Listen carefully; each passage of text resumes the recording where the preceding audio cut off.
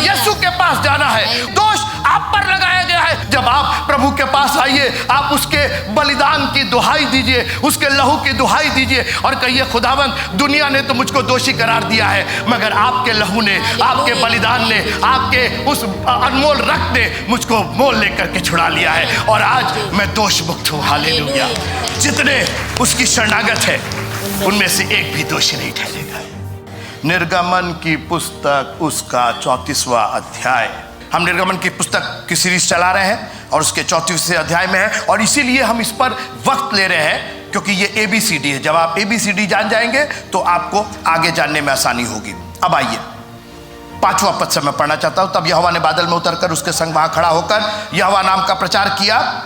यहोवा उसके सामने होकर यो प्रचार करता हुआ चला, यहोवा यहोवा ईश्वर दयालु और अनुग्रहकारी, कोप करने में धीरजवंत और अति करुणामय और सत्य, हजारों पीढ़ियों तक निरंतर करुणा करने वाला। और क्या क्या क्षमा करता है वो? अधर्म को, अपराध को और पाप को, तीनों चीज को वो क्षमा करता है। परंतु अब इस पर हम बात करना चाहते हैं। परंतु ये परंतु जो है ना, ये ऐसा जंतु है जो अच्छे अच्छे काम को बिगाड़ देता है। जी, आप कभी फुटबॉल का मैच देखिए, उसकी कमेंट्री होती है और ये देखिए ये लेकर के आगे बढ़े और ये बिल्कुल वहां पहुंच गए, गोल के पास पहुंच गए, परंतु ले भैया ये जंतु आ गया। हाँ, और ये देखिए इन्होंने क्रिकेट में इन्होंने ये हिट किया और ये बॉल जा रही है और बिल्कुल बाउंड्री के करीब पहुंच गई 4 नंबर, परंतु इसने रोक दिया। ये परंतु जो है, कई लोग, अरे पाजी साहब हम तो इतना परमेश्वर का कलाम और फलाना ठिकाना, परंतु ये ऐसा जंतु है जो आपको आगे बढ़ने से रोकता। अब यहां पर भी परमेश्वर ने कहा कि मैं दयालु भी हूं, अनुग्रहकारी भी हूं, धीरजवंत हूं, अधर्म, अपराध और पाप को क्षमा करने वाला हूं। परंतु आगे पढ़िए, जोर से पढ़ दीजिए सब लोग। परंतु आगे पढ़िए जोर से जी। दोषी को वो किसी प्रकार हाँ निर्दोष ना ठहराएगा। और किस दोषी को? जो उसके सामने दोषी है। दुनिया तो दोष लगाती है, दुनिया तो शद्रक मेशक अबेदनगो पर दोष लगाया गया, दानियल नबी पर दोष लगाया गया, आप छोड़ दीजिए यीशु मसीह पर भी दोष लगाया गया। तो दोष लगाने से दोष नहीं होता है जब तक परमेश्वर दोष ना लगाए, क्योंकि परमेश्वर तो न्यायी है। वो गलत लोग लेकर के चले आए एक स्त्री को, बोले इसको पत्थर मारने की इजाजत है, बोले बिल्कुल ठीक है, बिल्कुल मारो।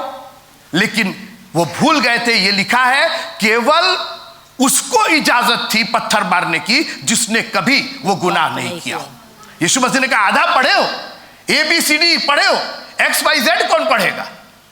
पूरा अल्फाबेट बोलो तब ना तुम्हारा सेंटेंस और तुम्हारा क्वेश्चन आंसर कंप्लीट होगा। वो दोषी को किसी रीत से निर्दोष ना ठहराएगा। लेकिन याद रखिएगा, हमारा परमेश्वर अत्यंत दयालु करुणामय है। मैं आपको आज दोषी नहीं ठहरा रहा हूं, मैं आपको आज ये बताना चाहता हूं कि इस दोष से मुक्त कैसे होंगे। बस थोड़ी देर मेरे साथ रहिएगा, मैं सिर्फ ये आपको एनकरेज करना चाहता हूं। भाई दोषी हम हो गए, हम भी दोषी, आप भी दोषी, ये भी दोषी, सब दोषी। सवाल इस बात का है कि उस दोष से मुक्त कैसे होंगे, क्योंकि अगर दोष से मुक्त नहीं हुए तो सजा के हम भागी होंगे। कितने लोग सजा के भागी होना चाहते हैं? कोई भागी नहीं होना चाहता। हम हाथ उठवाने की जरूरत ही नहीं हमको, क्योंकि हमको आपका उत्तर मालूम है, आप दोषी नहीं होना चाहते। तो इस दोष से मुक्त कैसे होंगे? बहुत सिंपल सी बात, बाइबल अपने में ही उसका जवाब रखती है। भजन संहिता और उसका 34वां अध्याय, साम चैप्टर 34 22वां पद। कौन पढ़ेगा जल्दी से? यहोवा हाँ अपने दासों का प्राण मोल लेकर बचा लेता है। ठीक है। और जितने उसके शरणागत हैं, ठीक है, उनमें से कोई भी दोषी ना ठहरेगा। जितने उसकी शरणागत हैं उनमें से एक भी दोषी ना ठहरेगा। सजा क्या है? तुम दोषी होगे, हम निर्दोष नहीं ठहराएंगे। तुम दोषी हो, तुमको सजा मिलेगी। तो आखिर इस दोष से मुक्त कैसे होंगे? तो पहले उसने वो हल बता दिया कि यहोवा अपने दासों का प्राण मोल लेकर के बचाता है। देखिए, जब आप दोषी हो गए, कोई है मेरे साथ प्रेज द लॉर्ड बोलने के लिए? थोड़ी देर मेरी ओर देखिएगा। जैसे देखिए, दोष दो तरह का होता है। एक अपने खिलाफ आप खुद करते हैं जिसमें आप गिल्टी फील करते हैं, कई काम आप ऐसे करते हैं जिसमें आप अपनी ही नजरों में गिर जाते हैं, और कई बार आप दूसरे के प्रति कुछ ऐसा कर देते हैं और आप दोषी ठहर जाते हैं। जैसे ही आप दोषी ठहरे, जिसके प्रति आपने दोष किया है वो आपका मालिक हो जाता है और आप उसके गुलाम हो जाते हैं। वो आपको गुलाम बना लेता है, वो आपको हमेशा उंगली दिखाएगा, चोरी किए हो, ये किए हो, वो किए हो। वो मालिक बन गया आपकी दोष की वजह से। अभी तक सब ठीक था, लेकिन आपने जो एक ऐसा दोष कर दिया और जिसके प्रति किया या जिसने आपके दोष को देख लिया, उसने आपके ऊपर प्रभुता करनी शुरू कर दी। यहोवा अपने दासों का प्राण मोल लेकर के बचाता। अब उस जमाने में एक ही तरीका था दासपन से छुटकारे का, जो मालिक है उससे छूटने का एक ही तरीका था।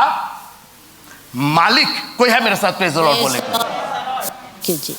थैंक यू जी। यहोवा अपने दासों का प्राण मोल लेके बचा लेता है। जो दोषी है उनको निर्दोष नहीं ठहरेगा। हम में से कोई ऐसा नहीं है जो दोषी नहीं है। हम में से हर एक ने अपना अपना मार्ग लिया। हम सब पापी हैं, हम सब उसके नजरों में गुनहगार हैं। कैसे छूटेंगे इस गुनाह से? हालेलुया। नदी नाला नहा लेने से नहीं, यहां जाने से वहां जाने से। अरे कीमत लगी है, कीमत।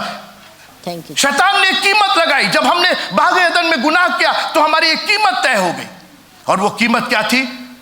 हमारे प्रभु यीशु मसीह का लहू। हालेलुया। उसने अपना दाम दे करके हमको छुड़ाया। मैंने कहा अपना दाम दे करके हमें मोल लिया है, हमें व्यवस्था के श्राप से छुड़ाया है, गुनाह के श्राप से छुड़ाया है उसने। Thank you Jesus, thank you ji. और आज मैं गर्व के साथ कहना चाहता हूं कि एक ज़माना था मैं भी ऐसे ही गुलाम था, लेकिन हमारे खुदावंद यीशु मसीह ने हमारे पापों के लिए एक दाम दे करके हमको छुड़ा लिया, और आज मैं किसी और का नहीं, अपने प्रभु का गुलाम हूँ। मैं उसका दास हूँ और उसकी सेवा जीवन के अंतिम सांस तक मैं करके रहूँगा।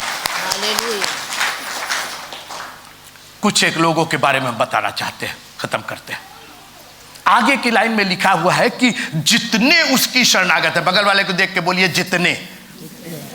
तो अगला वाला पूछ रहा है कितने? कितने का क्या जवाब है? कितने का क्या जवाब है? जितने। जितने। फिर से बोलिए, कितने का क्या जवाब है? जितने। यूहन्ना 3:16, क्योंकि परमेश्वर ने जगत से ऐसा प्रेम किया कि उसने अपना इकलौता पुत्र दिया ताकि कितने लोग? जो कोई। 2 लोग, 4 लोग, 10 लोग, ताकि जो कोई उस पर विश्वास करे। जितने उसकी शरणागत है। एक दो का नाम लेना चाहता हूं मैं। एक आदमी था, उसने एक मर्डर कर दिया, अपने भाई का मर्डर। नाम जानते हैं उसका? कैन नाम था उसका, कैन नाम था। जरा आइए पढ़ते हैं उत्पत्ति की पुस्तक और उसका 4वां अध्याय ना 13वां पद पढ़िएगा जी। तब कैन ने यहोवा से कहा, मेरा दंड सहने से बाहर है। एक दोष लगाया गया था, इसने अपने भाई को घात किया और यहोवा ने कहा उसका लहू भूमि में से पुकार रहा है। तुम पर दोष लगाया गया, तुम मर्डरर हो, तुम हत्यारे हो, अब तुम भगोड़े होगे, तुम पढ़िएगा, पूरा दोष लगाया गया। मगर उसको कहीं से मालूम था कि जितने उसकी शरणागत है, कोई है मेरे साथ? जितने उसकी शरणागत है उनमें से एक भी दोषी नहीं ठहरेगा। वो कैन भी क्यों ना हो, वो भी दोषी नहीं ठहरेगा। आगे पढ़िए क्या लिखा। तो उसने क्या कहा कि मेरा दंड सहने से बाहर है जी। देख, तूने आज के दिन मुझे भूमि पर से निकाला है और मैं तेरी दृष्टि की आड़ में रहूंगा। हाँ? और पृथ्वी पर बहेतू और भगोड़ा रहूंगा, और जो कोई मुझे पाएगा मुझे घात करेगा। सोचिए, इस पर इतना बड़ा दोष था कि इसने कहा कि सर मैं तो बहेतू, मैं भगोड़ा होऊंगा, जो कोई मुझे पाएगा मुझको घात करेगा। मतलब मैं एक नहीं कई बार मारा जाऊंगा। Help me, do something. Yes, मैं आप ही की शरण में आया हूं। आप बताइए, ये दंड सहने के बाहर है, मैं इस दंड को नहीं सह सकता हूं। जितने उसकी शरणागत हैं उनमें से एक भी दोषी नहीं ठहरेगा। कैन ही क्यों ना हो, अपने भाई का हत्यारा क्यों ना हो, लेकिन आज वो वापस यहोवा की शरण में चला गया। यहोवा की ओर से दोषी ठहरा था, वापस उसी के पास गया और कहने लगा मेरा दंड सहने से बाहर है, जो कोई पाएगा वो मुझको मार डालेगा। हेल्प मी, थैंक यू, मेरी सहायता कीजिए। आगे पढ़िए क्या लिखा है। इस कारण यहोवा ने उससे कहा, इस कारण यहोवा ने, किस कारण किस कारण? कोई कारण बताएगा? क्योंकि वो यहोवा की शरण में गया था, और जितने उसकी शरणागत है उनमें से एक भी दोषी नहीं ठहरता। और आज मैं आपको एनकरेज करना चाहता हूं। मैं नहीं जानता हूं कि आपके ऊपर किस तरह का दोष लगा है, कौन सी आत्मग्लानि में, किस गिल्ट में आप जी रहे हैं, मगर एक बात तय है कि अगर आप यहोवा की शरण में जाएंगे तो आपके ऊपर दोष नहीं लगाया जाएगा, आप दोष मुक्त किए जाएंगे। जितने उसकी शरणागत हैं उनमें से एक भी दोषी नहीं ठहरेगा। यहोवा ने कहा, मैं तुझे एक चिन्ह दूंगा, तू बहेतू होगा, भगोड़ा होगा, लेकिन कोई तुझ पर हाथ नहीं उठा पाएगा। आप है मेरे साथ? एक स्त्री चली आई, एक स्त्री चली आई। सुनिएगा आशु भाई, यीशु मसीह बैठे थे, सब चेले बैठे हुए थे, अपना अपना बखान कर रहे हैं, मैं तो ये, मैं तो वो, मैं तो फलाना ठिकाना। और स्त्री चली, सब बोले, अरे अरे अरे ये कहाँ से आ गए, ये कहाँ से आ गए, ये कहाँ से, क्यों क्यों? अरे तुम जान नहीं रहे हो इसको? कौन कौन है ये? कौन है ये? मिसिस कौन है? अरे मिसिस नहीं मालूम, पापिनी है, पापिनी है, पापिनी है, ये तो पापिनी। सब कुछ सोचिए उसका ये हालत थी। इतना बड़ा दोष था कि कोई उसको ना सिस्टर कह रहा है, ना मिसिस कह रहा है, ना श्रीमती कह रहा है, ना बहन जी का, सब उसको पापनी है, पापनी है, पापनी है। उसने कहा, ऐसा है मत्ती भैया, तुम्हारी शरण में नहीं आए हम, और पतरस भैया तुम्हारी भी। कोई है मेरे साथ? Praise the Lord. एक मिनट मत्ती भैया, थोड़ा जगह दीजिएगा, थोड़ा जगह दीजिए। भैया जी गुप्ता जी, थोड़ा क्या करे, तुम्हारी शरण में नहीं आया, ऐसा ना, लगाओ तुमको जितना दोष लगाना है। Hallelujah, thank you Jesus. कहीं पतरस पैर पसारे हुए थे, कहीं यूहन्ना पैर पसारे हुए थे। दुनिया के लोग पैर पसारे रहते हैं आपकी राह में।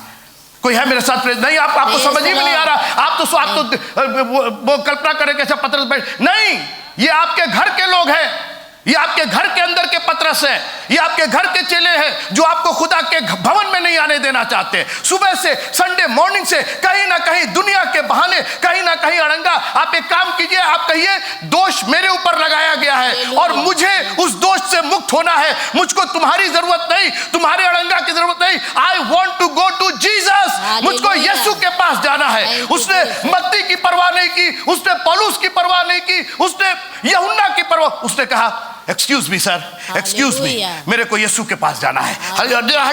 हटिएगा मेरे को। कोई है मेरे साथ? हंसने की बात नहीं है, ये आपकी जिंदगी का सवाल है। बोलिए, आपकी जिंदगी में कई बार आपको लांघना नहीं पड़ता है, अपने हस्बैंड को चुप नहीं कराना पड़ता है, अपने परिस्थितियों को चुप नहीं कराना, क्योंकि कोई आपको परमेश्वर के भवन में, ऑल्टर में आने नहीं देना चाहता है, ताकि आप दोष मुक्त ना हो। लेकिन दोष आप पर लगाया गया है, आपको लांघ करके, आपको चढ़ करके, आपको ऑल्टर पर आना ही होगा, ताकि आप दोष मुक्त किए जाए। हालेलुया। कोई है मेरे साथ? प्रेज़ द लॉर्ड बोलने के लिए। पापनी है, पापनी है। हटिएगा जरा। Thank you Jesus. आज दोष मुझ पर लगाया गया, हमको मुक्त होना है।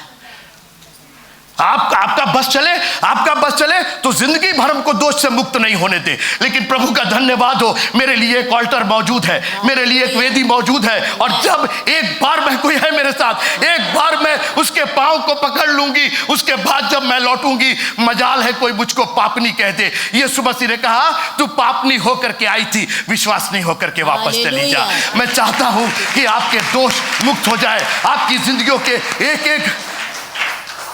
Thank you Jesus. और वहां पर शास्त्री और फरीसी नहीं बैठे थे। जब यीशु मसीह घर में बैठे तो वहां पर, पढ़िएगा, मेरे पास समय नहीं पढ़ने के, वहां पर शास्त्री और फरीसी नहीं थे, वहां बार के लोग नहीं थे, वहां अन्य जाति नहीं थे, वहां रेसेस और बजरंग फलांडे का, वहां अपने लोग बैठे हुए थे और वो लोग दोष लगा रहे थे। लिखा है कि लोग बुड़बुड़ाने लगे, कुड़कुड़ाने लगे, ये कौन प्रॉफिट है जो ये जान नहीं रहा है कि ये पापनी है। यीशु मसीह ने कहा, मुझको खूब मालूम है, लेकिन मैंने इसका दाम दे करके इसको मोल लिया है। इसके लिए भी मैं क्रूस पर मारा गया हूं। जब आप प्रभु के पास आइए, आप उसके बलिदान की दुहाई दीजिए, उसके लहू की दुहाई दीजिए और कहिए, खुदावंद, दुनिया ने तो मुझको दोषी करार दिया है, मगर आपके लहू ने, आपके बलिदान ने, आपके उस अनमोल रक्त ने मुझको मोल लेकर के छुड़ा लिया है और आज मैं दोष मुक्त हूं। हालेलुया। जितने उसकी शरणागत है उनमें से एक भी दोषी नहीं ठहरेगा। Thank you Lord. मैं एक और जन की बात करके खत्म करना चाहता हूं। उस पर तो ऐसा दोष था कि सजा भी दे दी गई। मैं चोर की बात कर रहा हूं। मैं उस चोर की बात कर रहा हूं। उसको तो सजा भी दे दी गई, क्रूस पर चढ़ा दिया गया। हालेलुया। और बगल वाले ने क्या कहा? नहीं, फिर उसने कहा कि हम तो अपने किए की अपने पापों की सजा भुगत रहे। लेकिन उसने कहा हालेलुया, दुनिया ने ना दोष लगाया है, प्रभु ने तो दोष नहीं लगाया है ना, क्यों ना इसकी शरण में चले जाए। हालेलुया। कोई है मेरे साथ? Praise the Lord. अरे पादी साहब आप समझ नहीं रहे, मेरा हाथ बहुत टाइट है। हाथ टाइट जानते ना, अभी बहुत कड़की चल रही है, हाथ टाइट है। उस चोर का क्या टाइट था? आपसे ज्यादा हाथ तो उसका टाइट था। बोलिए, आपको तो बोला जाता हाथ उठाइए, ताली बजाइए, उस पर भी हाँ हाँ हाँ हाँ हाँ हाँ हाँ। उसका तो ना हाथ चल रहा था ना पैर चल रहा था। बोलिए आप, प्रेज द लॉर्ड। कोई किसी का हाथ पैर चल रहा है क्या? कि सब ठुके हुए हैं यहाँ पे? हालेलुया। सब ठुके हुए हैं। अच्छा, इनका देख के ही हाथ उठ रहा है, तो एक हाथ टंगा हुआ। अरे कम से कम अपने को तो दिखा दीजिए, I am free, thank you Jesus. I am not on the cross, hallelujah. I am not on the cross. उसका केवल एक चीज चल रहा था, वो दिल था, आमीन। दिमाग था, उसके साथ जबान चल रही थी। लिखा है कि जो कोई प्रभु का नाम लेगा, नाम लेगा, वो उद्धार पाएगा। लिखा है ना? हालेलुया। उसका नाम लेगा।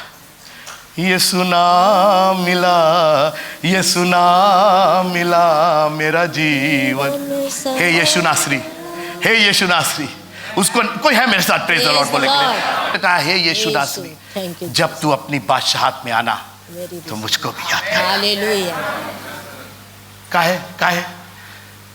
इसलिए कि भजन संहिता 34 में आप ही ने लिखवाया है, जितने उसकी शरणागत है उनमें से एक भी दोषी नहीं ठहरेगा।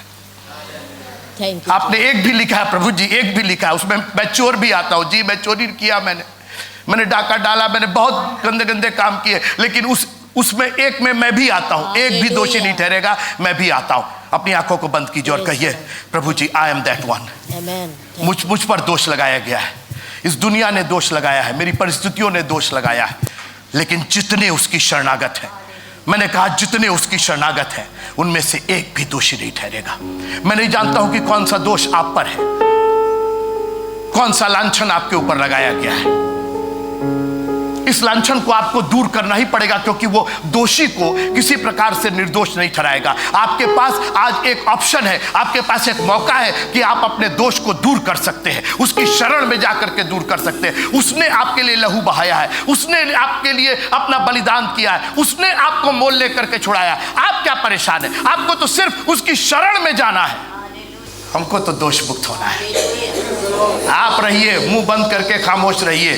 बिशप साहब तो जा रहे हैं दोष मुक्त होने के लिए। हम तो एक नहीं, दो नहीं, 10 कुर्सियां भी लांघना पड़े, 10 कोई है मेरे साथ? 10 लोगों को भी पीछे करना पड़े, 10 लोगों को भी धक्का दे के किनारे करना पड़े, हमको तो अपना उद्धार चाहिए, हमको तो अपना दोष मुक्ति चाहिए। हमको तो कोई है मेरे साथ? मेरे को तो वो जो उसने मोल लिया है, आई वॉन्ट टू गो, और मुझे चाहिए ही चाहिए, क्योंकि मेरे ऊपर बहुत दोष लगाए गए हैं और मुझको उस दोष से मुक्त होना है।